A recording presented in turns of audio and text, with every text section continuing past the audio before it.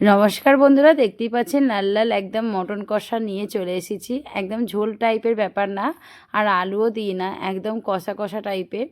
এই রকম মটন কষা কিন্তু এই যে শীতকালীন ফ্রাইড রাইস কিংবা রুটির সঙ্গে কিন্তু দারুণ লাগে খেতে।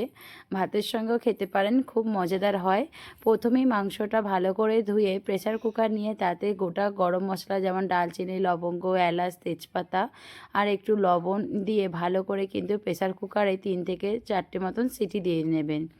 তারপরে ওইটা সাইডে সরিয়ে রেখে এইদিকে কিন্তু ভালো করে গ্রেভিটা করার জন্য তার জন্য নিয়ে নিতে হবে কড়া, তাতে তেল দিয়ে তেলটা অল্প করে গরম করে নিয়ে তাতে গোটা গরম মশলা আবার অল্প, যেহেতু আমাদের মটনেতে দেওয়া রয়েছে সেরকম বুঝেই কিন্তু ডালচিনি, লবঙ্গ আর এলাচ, তেজপাতা এগুলো কিন্তু দিয়ে একটুখানি ভাজে নেওয়ার পরে 1 সেকেন্ডের মতন তারপরে কিন্তু দিয়ে দিতে হবে কুচিয়ে রাখা পেঁয়াজটা ভালোভাবে কিন্তু ব্রাউন কালার পর্যন্ত ভেজে নিতে হবে। পেঁয়াজটা কিন্তু ভালো করে যে দেখতে পাচ্ছেন একদম ব্রাউন কালার পর্যন্ত ভেজে নিয়েছি, অনেকটা পেঁয়াজটা গলেও গেছে। আর আমি একদম কিন্তু মটন কষাটা কম তেলেতে রান্না করছি, তা আপনারা কিন্তু আগে দেখতেই পেয়েছেন। আর সুন্দরভাবে এইভাবে কিন্তু রান্না করে দেখবেন।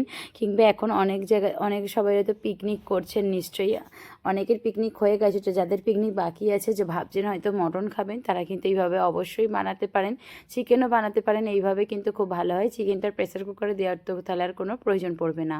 আর মটন কিন্তু সেদ্ধ হতে সময় লাগে, তার জন্য কিন্তু আগে একটু মানে ফুল একদম সেদ্ধ করবেন না, 50%, এই 50 থেকে 60% কিন্তু আমরা ওই 3 থেকে 4টে সিটি দিয়ে আগে সেদ্ধ করে নেবো। তারপরে আপনারা প্রসেস দেখতে থাকুন আবার বাকিটা কিভাবে হয়।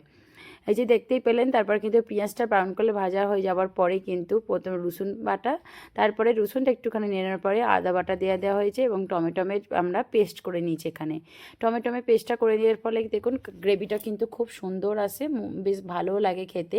তারপরে এই যে সেদ্ধ করা মটনটা কিন্তু এখানে ভালো করে কিন্তু দিয়ে ভালো করে কিন্তু নেড়ে চেড়ে আমরা এখানে 15 থেকে 20 মিনিটের মতন কিন্তু এরকম চাপা দিয়ে মটনটা কিন্তু একটু সেদ্ধ করে নেব।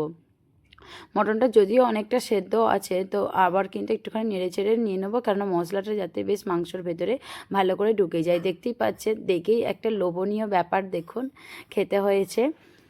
এখনও কিন্তু আর 2টো মতন সিটি দিলেই কিন্তু আমাদের মটরটা একদমই পারফেক্ট রেডি হয়ে যাবে। যারা ভাবছেন একটু কষা কষা খাবো, একটু টেনে টেনে খাবো, বেশ চিবিয়ে এখনই যেন আমার খেতে ইচ্ছা করে গেছে, এডিটিং করছি তো।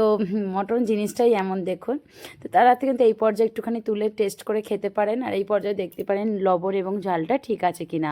তারপরে কষানো 15 মিনিট হয়ে যাওয়ার পরেই এতে কিন্তু 2টো মতন সিটি দিয়ে কিন্তু গরম গরম ভাতের সঙ্গে কিংবা রুটির সঙ্গে সার্ভ করুন মটন কষা।